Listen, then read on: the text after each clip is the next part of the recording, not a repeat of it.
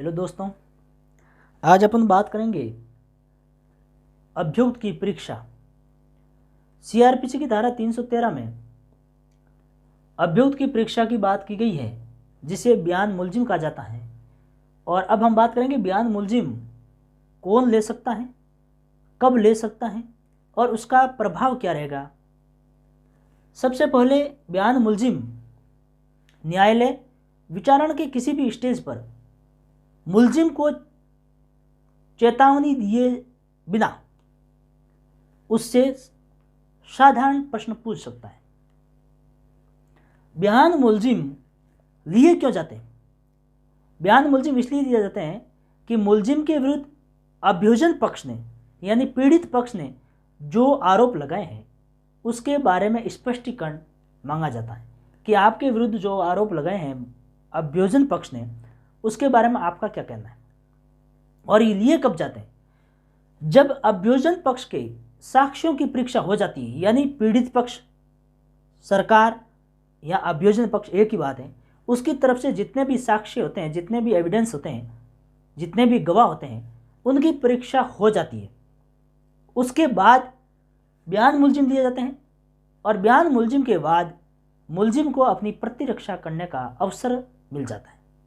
मेरा कहने का मतलब यह है कि मुलजिम को अपना डिफेंस करने से पूर्व न्यायालय उससे अभियोजन पक्ष द्वारा लगाए गए आरोपों के बारे में अवगत करवाता है और स्पष्टीकरण मांगता है। उसे बयान मुलजिम कहा जाता है और उस समय मुलजिम को इस बात का पता चलता है कि मेरे ऊपर क्या आरोप लगे हैं और उस आरोपों के बारे में मुलजिम का क्या कहना है, वह इस स्टेज पे कहता है और उसके बाद वह अपना बचाव के लिए साक्ष्य पेश करता है।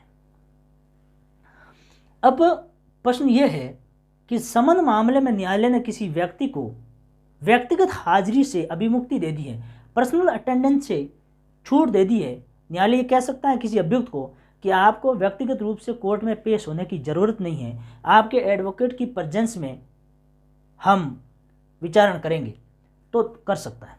और ऐसा करने के लिए सीआरपीसी की धारा 205 में और सीआरपीसी की धारा 317 में दो बातें हैं। एक है, समन जारी करते समय न्यायालय किसी अभियुक्त को व्यक्तिगत हाजिरी से अभिमुक्ति दे सकता है, और दूसरा है 317, न्यायालय विचारण या जांच के समय किसी अभियुक्त को व्यक्तिगत हाजिरी से अभिमुक्ति दे सकता है।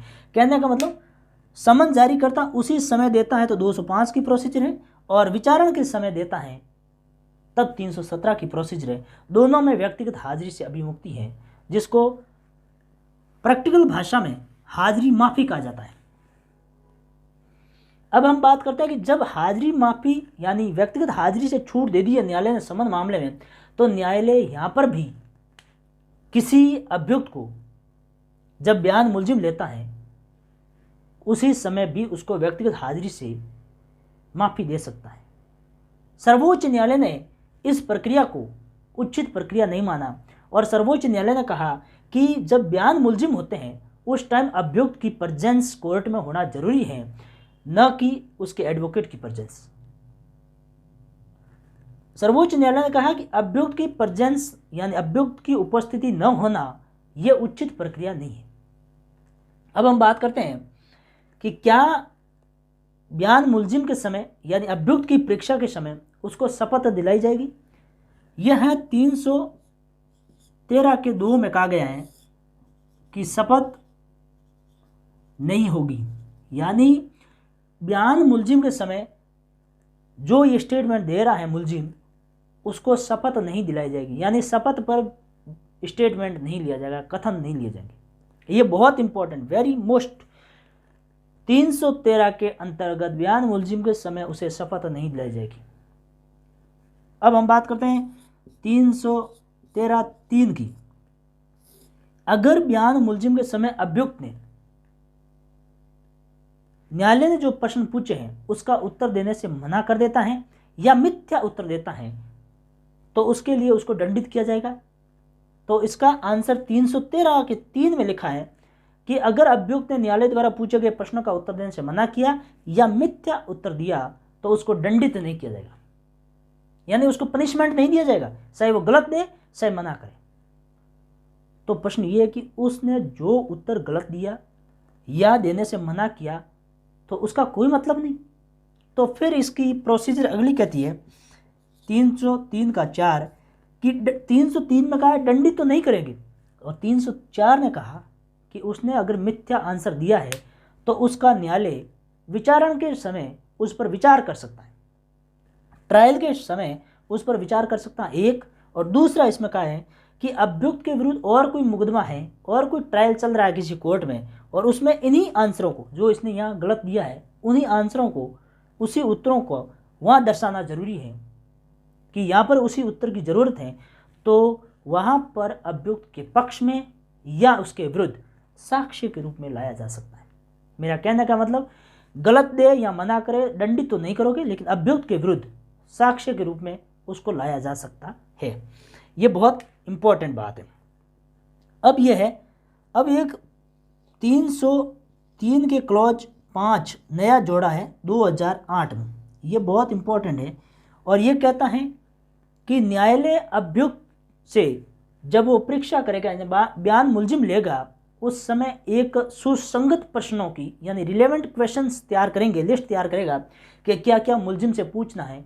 उस टाइम न्यायालय अभियोजक पक्ष के वकील और अभियुक्त पक्ष के वकील दोनों से इसके बारे में सहायता ले सकेगा। यानी ये न्यायालय की इच्छा पर है। मे शब्द प्रयोग किया गया है, और मे का मतलब होता है न्यायालय की इच्छा, शैल शब्द प्रयोग नहीं किया, यानी लेगा ये जरूरी नहीं है। न्यायालय को उचित लगे तो सुसंगत प्रश्न जो तैयार करता है अभियुक्त से पूछने के लिए, उसमें अभियोजक पक्ष या अभियुक्त पक्ष के वकील से ये ऐसी लिस्ट बनाते टाइम सहायता ले सकता है। अब प्रश्न यह है कि इसने अगर कोई उत्तर दिया है वो गलत है या सही है, उसका खंडन करने के लिए क्या अभियुक्त की प्रति परीक्षा की जा सकती है। प्रति परीक्षा यानी क्रॉस एग्जामिनेशन, जिसको क्रॉस एग्जामिनेशन यानी अभियुक्त ने कोई गलत उत्तर दिया तो क्या उसका क्रॉस एग्जामिनेशन किया जा सकता है उसके खंडन के लिए। तो इसका आंसर है नहीं। यानी अभियुक्त ने गलत उत्तर भी दिया है तो भी उसको खंडन करने के लिए प्रति परीक्षा नहीं होगी, साक्ष्य के रूप में आप पेश करो, लेकिन आप उसका क्रॉस एग्जामिनेशन नहीं कर सकते। मेरा कहने का मतलब इतना है कि बयान मुलजिम के समय एक तो बयान मुलजिम अभियोजन पक्ष के साक्ष्यों की परीक्षा के बाद और अभियुक्त को अपना बचाव करने से पूर्व लिए जाते हैं। दूसरा, इस पे शपथ नहीं दिलाई जाती ऐसा बयान लेते टाइम। और तीसरा, उसने मना किया या गलत आंसर दिया तो भी उसको दंडित नहीं किया जाएगा, लेकिन उसके विरुद्ध या उसके पक्ष में साक्ष्य के रूप में पेश किया जा सकता है। फिर ऐसी परीक्षा करते टाइम जो लिस्ट बनाएगा न्यायालय, वह अभियोजन पक्ष या अभियुक्त पक्ष के एडवोकेट से इसके बारे में सहायता ले सकता है। और लास्ट, इसने जो भी आंसर दिया उसकी प्रति परीक्षा यानी खंडन करने के लिए क्रॉस एग्जामिनेशन नहीं किया जाएगा। धन्यवाद।